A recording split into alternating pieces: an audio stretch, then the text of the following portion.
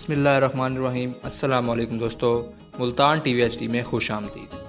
تو دوستو، اگر آپ ٹی وی پر کوئی فلم یا ڈرامہ دیکھیں تو سب سے زیادہ متاثر آپ ہیرو سے ہوتے ہیں، لیکن کچھ ویلن کے کردار ایسے ہوتے ہیں جو ہمیشہ کے لیے اپنی چھاپ چھوڑ جاتے ہیں، اور اگر وہ ویلن تاریخی حیثیت رکھتا ہو تو پھر لوگ اس کو بالکل بھی بھولنا نہیں چاہیں گے۔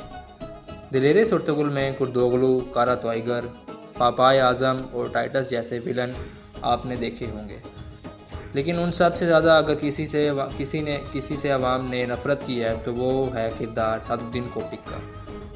اس سے پہلے میں اپنے قافلے میں شمار ہونے والے دوستوں سے درخواست کروں گا کہ وہ میرے چینل کو سبسکرائب کریں اور ساتھ لگے بیل آئیکن کو پریس کریں تاکہ ہر آنے والی نئی ویڈیو آپ تک جلد از جلد پہنچ سکے۔ تو دوستو، سعد الدین کوپک سلجوقیان روم کا ایک امیر تھا۔ امیر سعد الدین غیاث الدین کے خسرو اول کے دور سے دربار میں اپنے فرائض سر انجام دے رہا تھا۔ امیر سعد الدین نے بہت سی جنگوں میں فتوحات حاصل کی، بہت سے قلعوں پر قبضہ کیا اور سلطنت کے دفاع کے لیے کئی اہم کارنامے سر انجام دیے، لیکن ان سب کاموں کے پیچھے صرف اور صرف سلطنت کی نوکری نہیں تھی، بلکہ سعد الدین کوپک سلجوق سلطنت کا سلطان بننے کا خواب دیکھ رہا تھا۔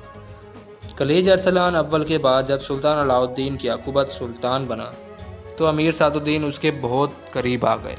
امیر نے ریاست کے اہم معاملات کی بھاگ دوڑ اپنے ہاتھ میں سنبھال لی۔ شکار کا نظام اور تعمیرات کا نظام سعد الدین کوپک کے ہاتھ میں ہی تھا۔ نہر بہشر کے کنارے کیکواباد کا محل بھی سعد الدین کوپک نے تعمیر کروایا۔ اس محل کو تعمیر کروانے کے لیے دولت سلجوق کے تمام خزانے کھول دیے گئے، کیونکہ سعد الدین کوپک سلطان علاء الدین کے بعد سلطان بننے کی منصوبہ بندی بنا چکا تھا اور خود کو اس محل کا رہائشی سمجھ رہا تھا۔ سعد الدین کوپک ایک مکار، چلاک اور سلطنت کا غدار امیر تھا۔ اس نے منگولوں کی شورش میں منگولوں کا ساتھ دیا اور انہیں خفیہ معلومات پہنچاتا رہا۔ منگولوں سے بدلے میں وہ رومی سلجوق تخت کا طلبگار تھا۔ سلجوق سلطنت کی دوسری طرف بازنطینی شہنشاہ کے ساتھ بھی اس کے مراہم تھے۔ تاریخ میں درج ہے کہ سلطان علاء الدین کے بعد طبعی موت نہیں مرے، بلکہ انہیں بھی امیر سعد الدین کوپک نے شہید کیا۔ ایک شکار کے دوران باورچی کے ساتھ مل کر سعد الدین کوپک نے سلطان علاء الدین کو زہر دلوایا تھا۔ ڈرامہ دلیرِ سرتگل میں بھی ہانلی بازار میں کھانا کھاتے ہوئے سلطان علاء الدین کو سعد الدین کوپک کی جانب سے زہر دیا جاتا ہے۔ سلطان کو زہر دینے کے بعد اس نے ممکنہ ولی عہد شہزادہ خلیج ارسلان کو ان کی ماں سمیت قتل کروا دیا۔ خلیج ارسلان کی والدہ ایوبی شہزادی تھیں۔ سعد الدین کوپک یہ خطرہ تھا کہ کہیں یہ ایوبی سلطنت کو اس کے سلطان بننے کے خواب کے درمیان حائل نہ ہو جائے، اس لیے اس نے اپنے راستے کے کانٹے کو ہٹا دیا۔ اب اس کے سامنے ایک ہی دیوار تھی، سلطان غیاث الدین کے خسرو ثانی۔ غیاث الدین ابھی بچہ تھا، اس کو حکومت کی باغ دوڑ سنبھالنے میں مشکلات پیش آئیں۔ کونیا کا سارا محل کوپک کے کارندوں سے بھرا پڑا تھا۔ سعد الدین کوپک نے یہ کہنا شروع کر دیا تھا کہ سلطان نااہل ہے اور حکومتی معاملات اس سے نہیں سنبھالے جا سکتے۔ اس نے یہ حکم بھی جاری کروانا شروع کر دیا کہ جمعے کے خطبوں میں عباسی خلفاء کے نام نہیں پکارے جائیں گے اور نہ ہی سلطنت سلجوق خلافت عباسیہ کو مانتی ہے۔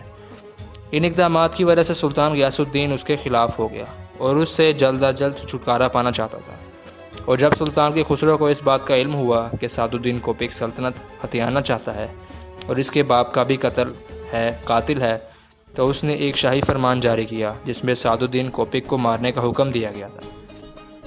دلیرِ سرتگل دیکھنے والے ناظرین کو شاید مایوسی ہو، لیکن حقیقی تاریخ میں سعد الدین کوپک کو ارطغرل نے نہیں بلکہ کسی اور نے قتل کیا تھا۔